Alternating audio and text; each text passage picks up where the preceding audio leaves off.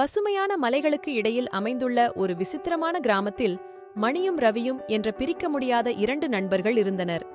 மணி ஓவியம் வரைவதில் ஆர்வம் கொண்டவராக அறியப்பட்டார். அதே நேரத்தில் ரவிக்கு விஷயங்களை கண்டுபிடிப்பதில் ஆர்வம் இருந்தது.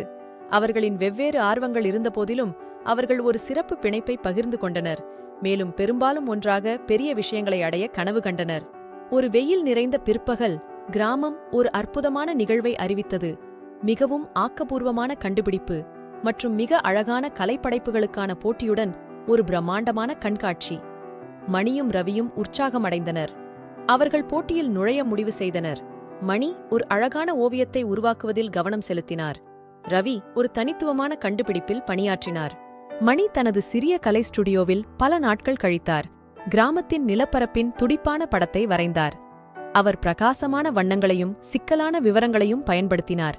ஆனால் அவர் விரும்பியதைப் போலவே தோற்றமளிக்க அவரால் முடியவில்லை. இதற்கிடையில் ரவி தனது பற்றையில் பிஸியாக இருந்தார். ஒரு பறக்கும் பொம்மையை உருவாக்க முயன்றார்.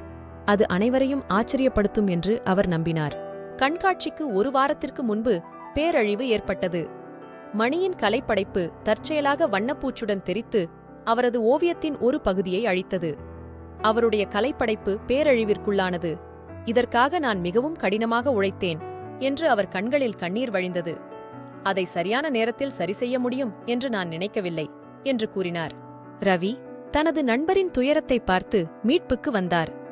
கவலைப்படாதீங்க மணி, இதை நாம் இருவரும் ஒன்றாகச் சேர்ந்து சரி செய்யலாம். எதுவாக இருந்தாலும் ஒருவருக்கொருவர் உதவுவதாக உறுதியளித்தோம் என்பதை நினைவில் கொள்ளுங்கள் என்று கூறினார் ரவி. ரவி அவர்கள் ஒரு குழுவாக வேலை செய்ய பரிந்துரைத்தார். அவர் மணிக்கு வண்ணப்பூச்சை சுத்தம் செய்ய உதவினார். மேலும் ஓவியத்தை மேம்படுத்த தனது படைப்பு யோசனைகளை வழங்கினார்.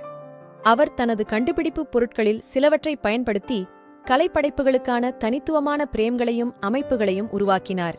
அவர்கள் அருகருகே பணிபுரிந்தபோது ரவி தனது பறக்கும் பொம்மையில் ஒரு சிக்கலை எதிர்கொண்டார்.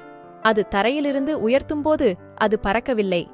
ரவி சோர்வாக இருந்தபோது உதவ முன்வந்தார் மணி. பொம்மைக்கு ஒரு அழகான காற்றியக்கவியல் வடிவத்தை வடிவமைக்க அவர் தனது கலைத்திறன்களை பயன்படுத்தினார். இருவரும் சேர்ந்து ரவியின் கண்டுபிடிப்பை சரிசெய்து செம்மைப்படுத்தினர். அது சரியாக வேலை செய்யத் தொடங்கியது. கண்காட்சியின் நாள் வந்தது. மணியும் ரவியும் தங்கள் படைப்புகளை வழங்கினர். மணியின் ஓவியம் பழுது பார்க்கப்பட்டிருந்தாலும் அதன் புதிய வடிவமைப்பு மற்றும் சட்டகத்துடன் இன்னும் அழகாக இருந்தது. ரவியின் பறக்கும் பொம்மை வானத்தில் உயர்ந்தது. அனைவரின் கவனத்தையும் ஈர்த்தது. நீதிபதிகளும் கிராம மக்களும் அவர்களின் குழுப்பணி மற்றும் படைப்பாற்றலைக் கண்டு வியந்தனர்.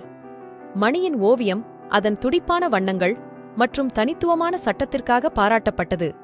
அதே நேரத்தில் ரவியின் பொம்மை அதன் புதுமையான வடிவமைப்பு மற்றும் பரப்புக்காக பாராட்டப்பட்டது. நாள் முடிவில் மணி மற்றும் ரவி இருவருக்கும் அவர்களின் முயற்சிகளுக்காக சிறப்பு பரிசுகள் வழங்கப்பட்டன.